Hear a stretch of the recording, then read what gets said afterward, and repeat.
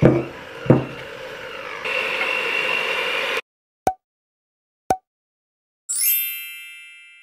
humans, welcome back to my YouTube channel. Today we are going to be doing some baking. Some of you requested it and I was like, I've got to deliver to my lovely humans. Obviously mainly because I actually want to eat all these things, let's be real, but I also wanted to deliver, of course.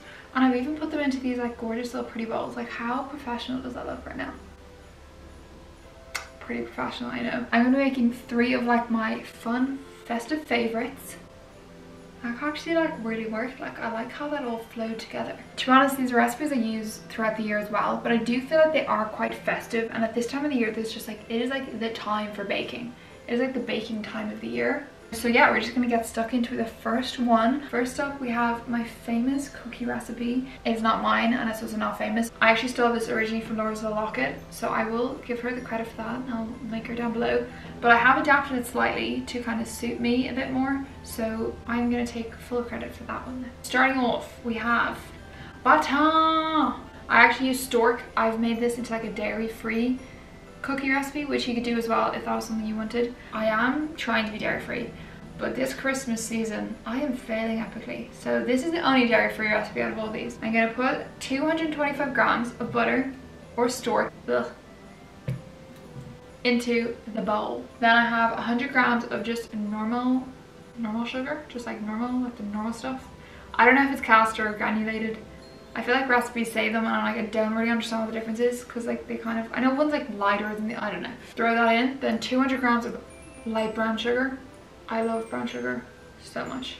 It just makes everything so caramelly. We're just gonna throw those bad boys in there. Just toss them in. And then we're gonna cream her up.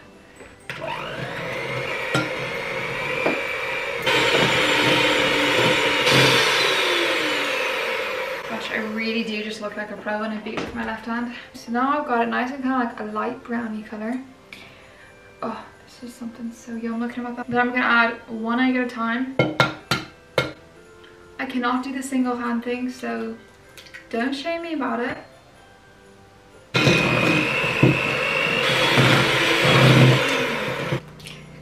Ugh. So now it's like a whole kind of slightly runnier version of the last thing. Yum. So then I have to add my flours. So that is 375 grams. Let me just check my recipe. I know it, but not that well. 360 grams of self-raising flour. There we go. And 1 teaspoon of cornflour, which is kind of the most random thing that's in this recipe. Cornflour is not something that I ever use usually, and does not want to come out of the bowl. And the bicarb. So this bicarbonate soda, and it's 1 teaspoon as well. Well, that came out easy. And then salt, and that's just like a pinch, so I usually just do a little. And then I mix them all together. Oh my gosh, and just like that, it became a dough. Yum. Now that's the part. Oh, yum. I'm literally just gonna start eating it now. Actually, I have to do a taste test, of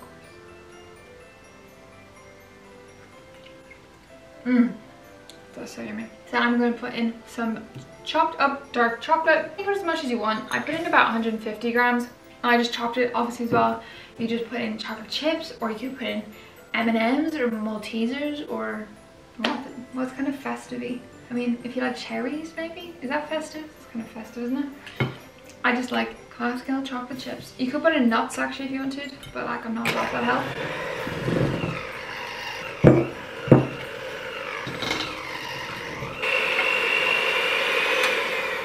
Okay, that's the scary part. And then we're done.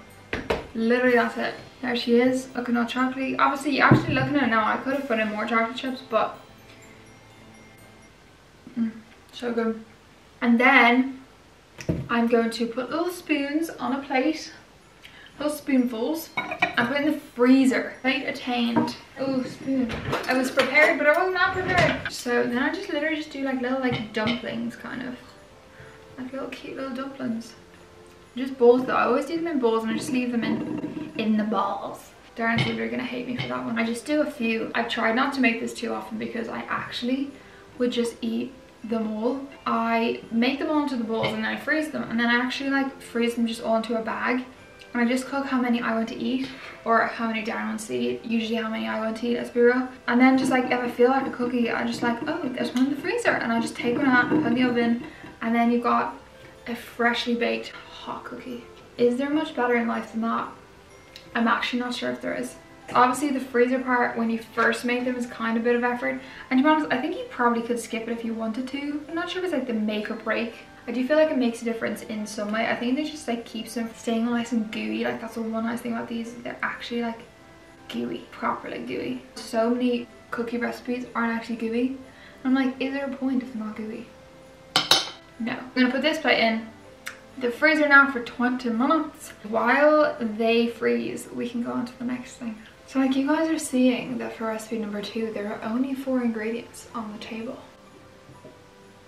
Yes, I can make something so yum and festive with only 4 ingredients, and it only takes like 10 minutes. Next up is fudge. Again, this is not my own recipe, like I didn't create it or anything. I was given it. I'm trying to think whose it was. Like I feel like my mum gave it to me. I don't know if it was actually hers either, so I'm not sure. But we're gonna make it all the same. It is so easy. Fudge for me is such a Christmassy food. It's not really food, is it? But just like such a Christmassy thing. I don't really know why. I just think my mum made it a lot at Christmas time, and it was just one of those things she made. And so for me, it's just like brings back like Christmassy memories. And so I always love making fudge at Christmas time. This one is completely in no way dairy free whatsoever. One time I made with stork, but it still has condensed milk.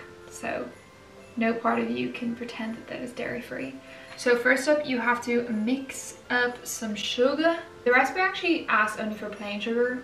I feel like brown sugar always makes something taste so much more caramelly, as I mentioned in the last one. So this is 2 cups. Lots of diabetes in that bowl. And then 125 grams of butter.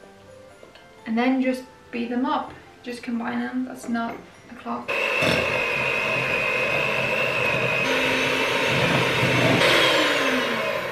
So then you put in 1 tin of condensed milk.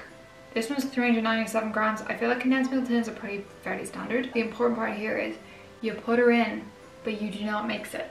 Why? I haven't a living clue. That's just what the recipe says, and it seems to have worked. You don't stir it at first. Once this is all in, then it goes in the microwave. Yes, it is microwave fudge. Are you fudging kidding me, Debs? That is so fudging cool. I know, right? Fudge me. It goes in the microwave for 10 minutes, but you need to stop it every single minute and stir it. So 10 minutes, but stopping it every single minute, stirring. Also, one thing I did one time was I like put it in just for a minute and I was doing something else, and then I kind of would stir it now and then.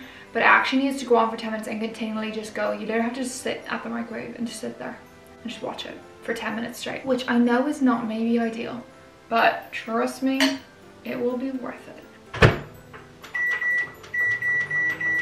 She is all heated. That's how she's looking. So now you have to add in your vanilla essence. So it's 1 teaspoon. So I'm kind of just going to do a drop because I don't have a teaspoon right here. I'm just going to do a little dollop. Just about a teaspoon.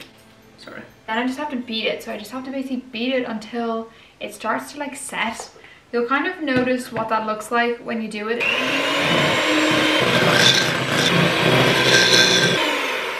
It is starting to set. One way to show like if something's starting to set is it kind of like the way cream, like it starts to like show its pattern. That's kind of, I feel like, the same. Maybe that's not true. I'm literally making that up right now. So then I've just got my little like, it's kind of just like my little like casserole dish actually. Put just some non-stick paper in it. Previously I put some on like the edges as well, but I've just kind of done it like halfway just because it makes it a little bit easier that it like sits a bit like more flatly. I'm just gonna pour her in. It is quite hot still. One thing actually the recipe says really clearly, and again, not really something I know why, but it says do not put it in the fridge under any circumstance. Obviously it's to do with like the setting process, and then basically you just gotta leave it to set. So obviously the setting process takes a bit of time, which is a little bit sad, but it's so easy to make. Like that was like the quickest thing ever. So I'm gonna leave it there to set. Gotta have a little taster. Oh yes, that's so nice. That's actually so good. I'm really glad I used the brown sugar because it kind of makes it that like more fudgy color. You know what I mean. Cookies are in the oven at 200 degrees for about 10 minutes or so. Just put them in. Next up, we're going to make the perfect drink to go with anything baking or anything at this time of the year, and that is a Bailey's hot chocolate. I love Bailey's so much. I actually didn't get real Bailey's. I got Ballycastle, which is just like the Aldi or Lidl version, but I actually prefer it to Bailey's, which I know is probably a bit controversial, but I spilled it everywhere. Like, I love having just like Bailey's with like just on some ice. But I'm still kind of using my, even though obviously Bailey's is not dairy free and like this is not going to be dairy free at all, I'm still going to just be using my oat milk because I actually genuinely just like it the most. I'm going to put in about that much of milk. So these are actually just my like blender cups because I'm going to be blending it. If you saw my, I think it was like my autumn nighttime routine or something, I showed you how I make my hot chocolate. And this is how I do it. So you usually get like another taster, but this is like the festive version. So then I put in some dark chocolate. I usually use 6 like squares. I find it like is the perfect amount of chocolatiness. And then I put in some Baileys. Oh, I love Baileys.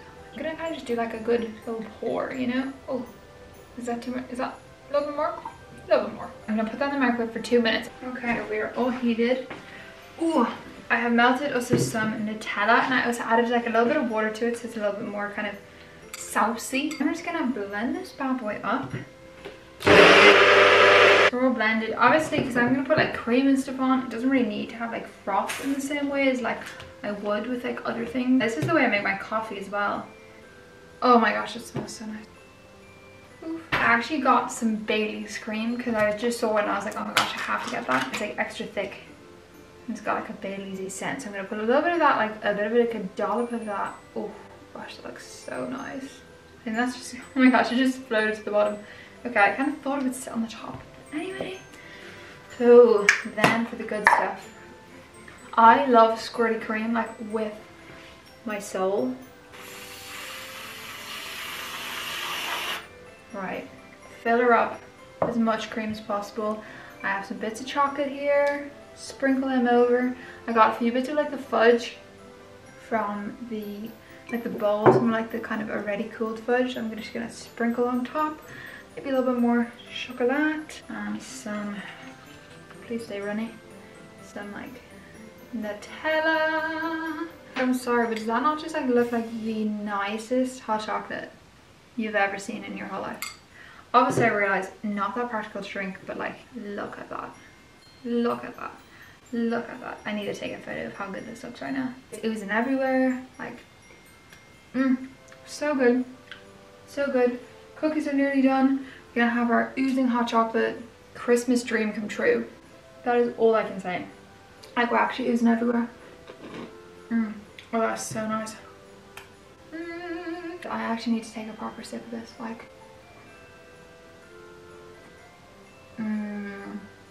and that's definitely all over my face now. It's chocolatey, it's creamy, there's a bit of Bailey's just to give that little like, you know, a little like to it. Obviously you can literally do the exact thing without Bailey's if you don't want to go alcoholic. Fudge is doing well, it's actually all set but it's still warm, so now let it warm, let it cool rather should I say. Like, it's looking perfect, it's like perfect fudgy color. Cookies are literally actually done, I think. I always like to undercook the cookies because then they stay really nice and oozy. Okay, they are kind of slightly more undercooked, but look how good they look. So good. So good. I'm gonna put them back in for a minute. Guys, I will do some pretty b-roll for you of all of the lovely things we made, and I will make sure I leave all of the recipes down in the description box for you if you want to try them out, because let's be real, after watching this, I don't really know how you couldn't want to try them out. Like, that fudge is amazing. Bailey's, woo! Look at that hot chocolate, like it's still oozing. Oozing for days. So nice. Guys, I really hope you enjoyed. I will see you in the next one, and I hope you're having a lovely Christmas break. See you soon.